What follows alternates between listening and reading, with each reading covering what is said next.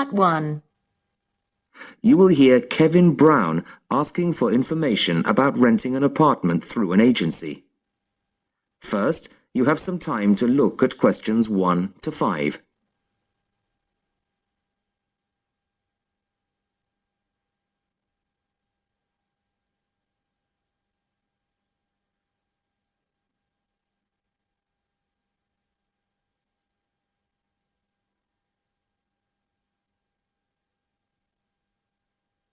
Now the test will begin. You should answer the questions as you listen, as you will not hear the recording a second time. Listen carefully to the first part of the conversation and answer questions 1 to 5. Good afternoon. How can I help you?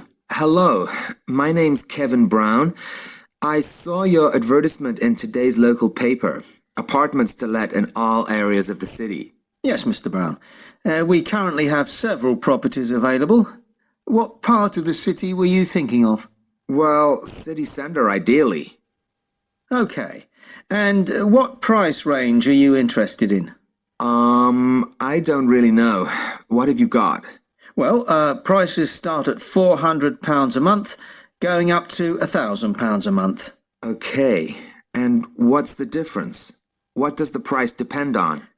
Well, the number of bedrooms mainly. Uh-huh. The cheaper apartments have 1 bedroom, while the most expensive have 3 or 4 bedrooms. Okay.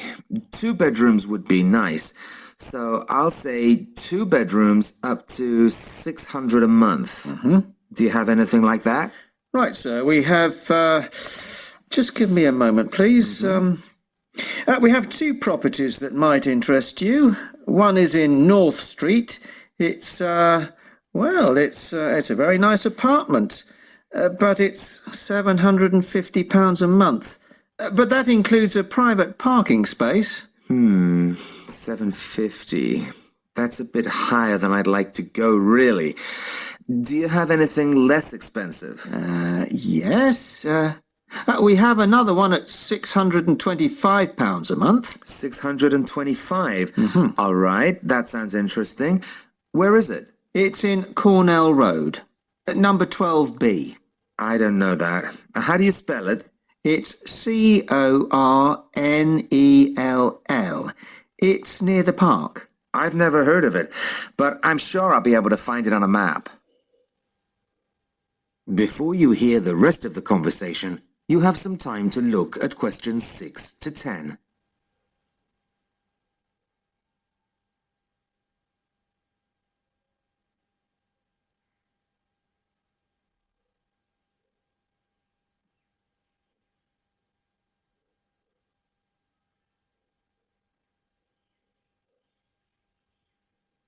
Now listen and answer questions 6 to 10. So, would you like to see the apartment, sir? Yes, I would. I'd like to rent somewhere fairly soon. Would tomorrow be possible? Sorry, I'm afraid nobody is available all day tomorrow. It's quite a busy time of year for us. I see. But if you're free later today, you could see it at 5:15. Sure, no problem. I could manage that. Okay, so that'll be 5:15 with my colleague Jason. He'll meet you at the apartment. That's fine. And one more thing. What do I need to provide to rent an apartment with you? What documents, that kind of thing? Yes, of course. Do you have a job? Yes, I work in a travel agency. Well, a reference letter from your employer, saying you work for them, and a deposit, which is 1 month's rent plus a fee of £60. What's that for? It's an administration fee to cover the cost of preparing the contract. Okay. And one last thing. When would this apartment be available? It's empty now, so you could move in as soon as the contract was signed. That's great. Thanks very much indeed. Bye. Goodbye, Mr. Brown.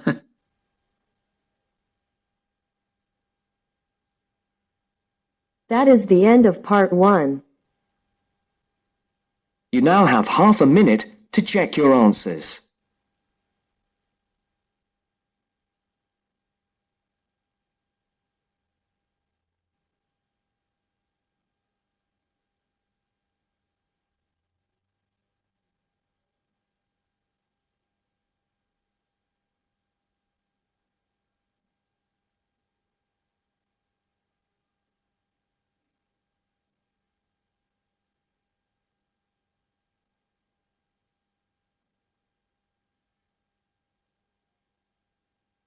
Now turns to part 2.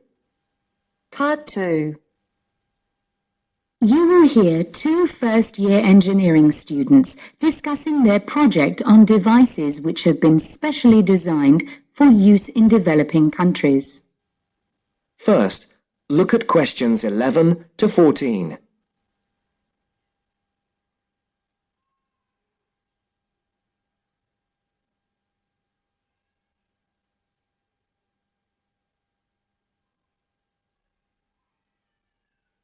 Listen carefully and decide which 4 planned developments are mentioned. Hi, Aileen. Thanks for coming. No problem. We've got our presentation coming up on Tuesday, so we need to get everything prepared now. Yeah, so we're agreed that we're going to concentrate on these 2 devices which have particularly helped people in developing countries. Yes, and we'll present the information in the form of a table, so it'll be really clear for non-specialists. We'll have 3 columns, using the headings we discussed in the last seminar. Okay, I've got those here. I'll make notes. So let's start with the clockwork radio and how it works. We'll obviously say how it's powered, i.e. that it's wound up. Yeah, and we'll also need to explain how the energy is stored. Okay, in a spring. Fine, keep it simple.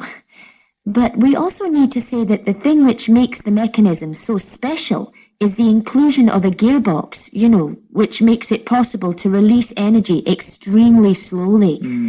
And that means that it can operate for a long time with minimal effort. Okay. Now, the next section is what are its benefits? I suppose we just need to emphasise that it costs a lot less than radios which use batteries. And if we want to, we can explain that these can cost as much as a week's wages in some parts of the world. Absolutely.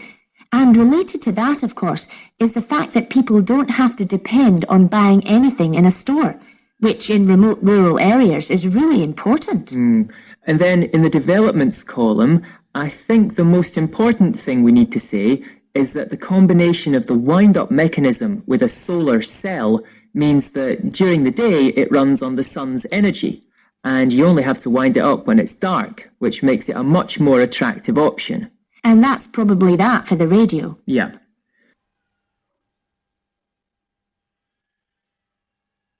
Before the broadcast continues, look at questions 15 to 20.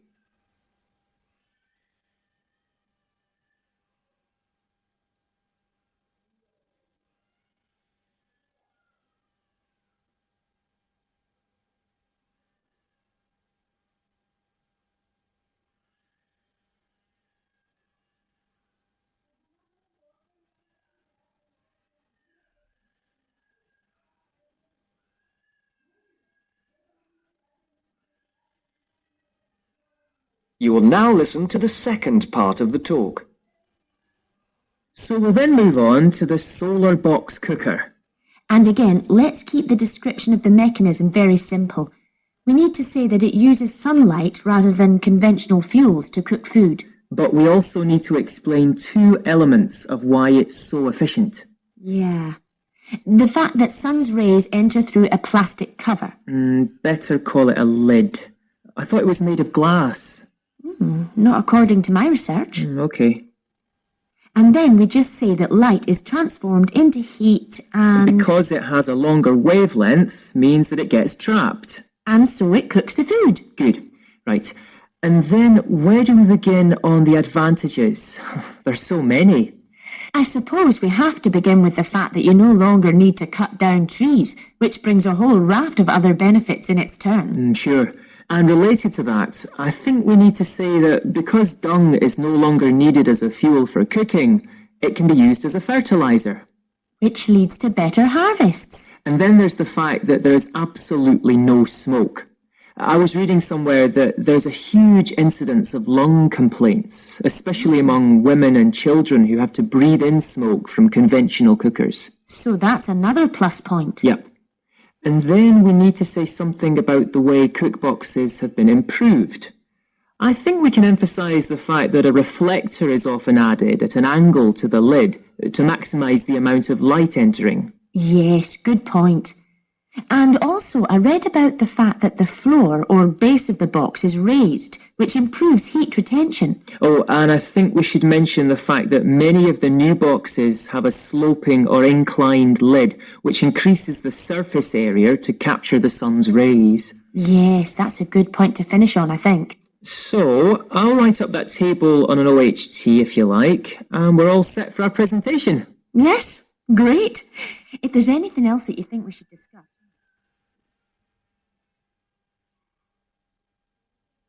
That is the end of part 2. You now have half a minute to check your answers.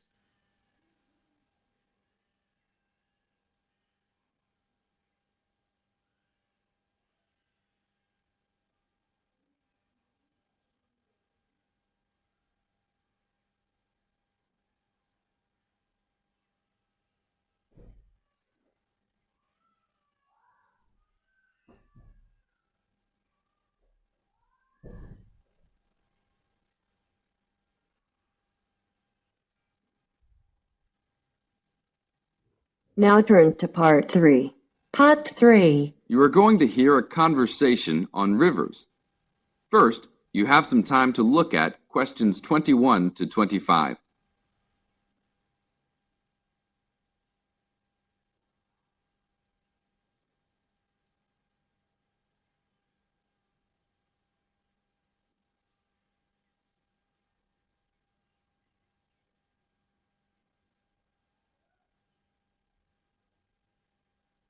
Now listen to the tape and answer the questions.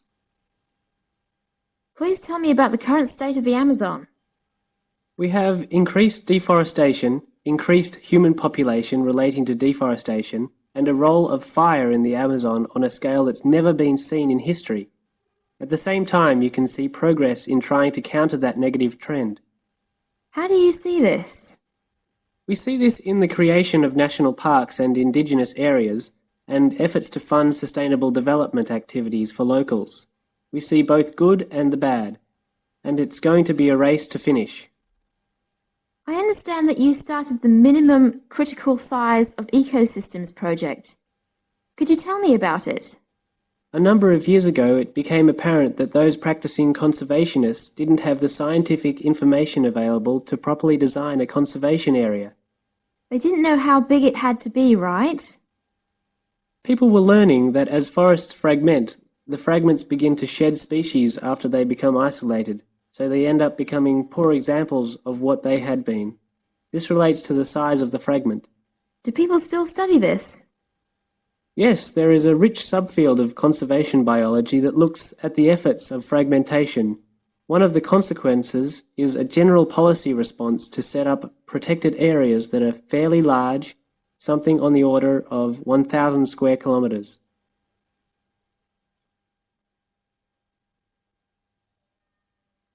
Now look at questions 26 to 30.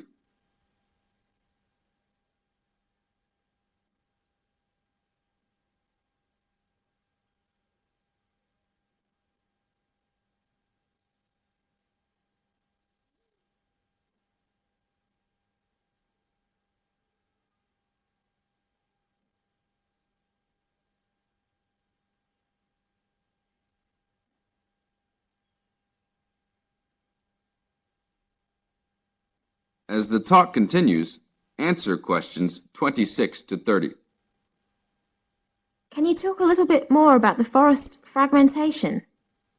As habitats are destroyed, they are accompanied by habitat fragmentation. So when 50% of a forest is lost, the remaining 50% being is not one large block, but smaller pieces, which makes the conservation problem even worse than saying that 50% has been lost. And this affects not just forest, but species diversity, correct? In terms of species loss, we can't give you precise numbers about how many species are lost because of these fragmented landscapes, but we're beginning to get close to where we can make that estimation. And so one of the policy responses to all of this, beyond just trying to create large protected areas, is to try and reconnect the fragments. You've been active in many projects studying the Amazon region over the years. Can you tell us about that process of understanding the Amazon? When people first started looking at conservation priorities, there was not much information about the geography of plant and animal species. One of the first clues was an analysis done in 1969. This looked at bird species and found geographic clusters of species which occurred nowhere else. And those are priority areas for conservation. Was this when people began prioritizing refuges? Yes, it was the first time that someone looked basin-wide at priorities, giving priority to so-called refugean areas. Was this when the new trend to use geographic information systems, or a GIS, started? That was in 1990 after we worked out a whole set of biological and conservational priorities and produced a big map using GIS. What are some of the things that GIS does? Well, there are several advantages of using a geographic information system. First, you can continually update the system so that it's now a constantly changing picture. You can actually watch changes. Then you can include large amounts of data, including information about the vectors of development. Roads, railroads, pipelines, hydroelectric projects, etc. And finally, because it is accessible on the internet, it makes this information available to anyone who's interested.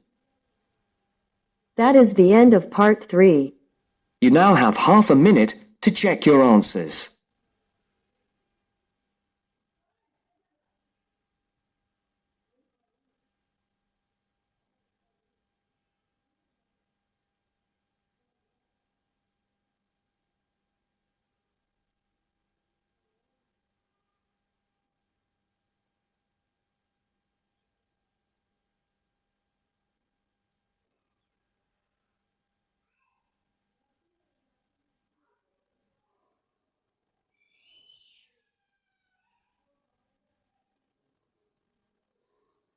Now turns to part 4. Part 4. You are going to hear a talk given by Jim Allen. He is going to share some of his findings of his research. Now you have some time to look at questions 31 to 40.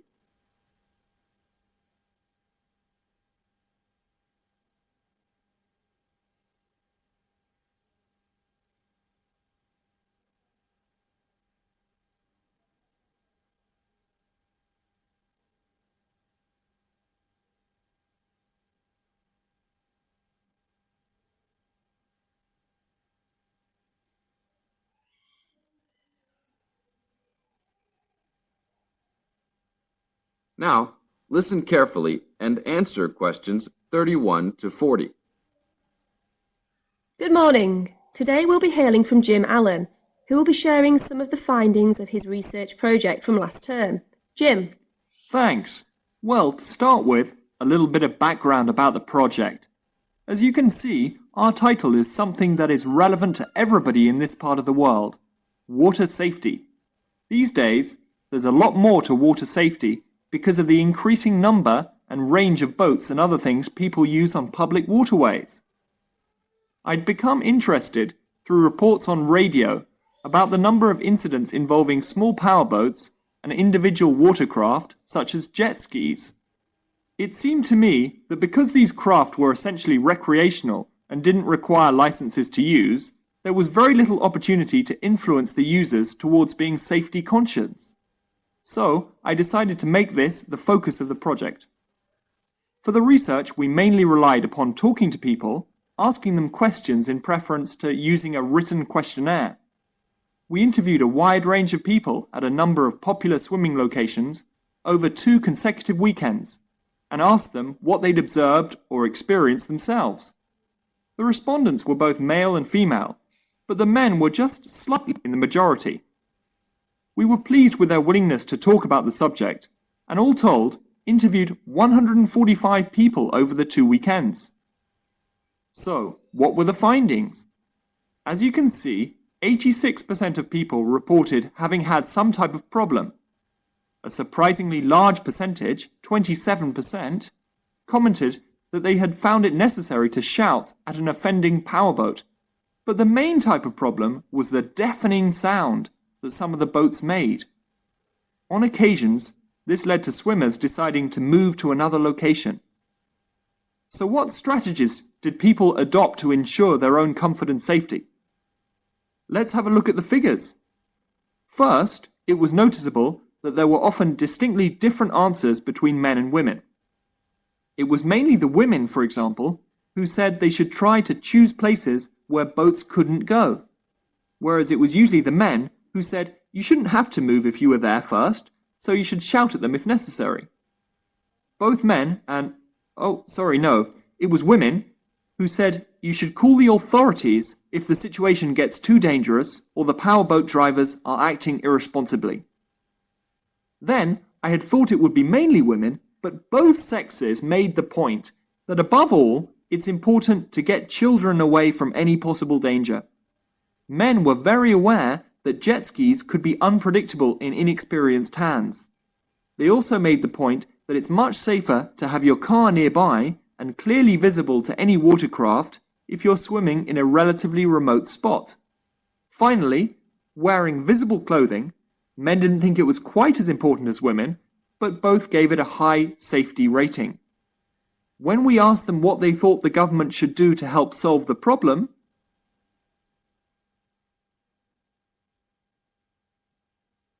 That is the end of part 4. You now have half a minute to check your answers.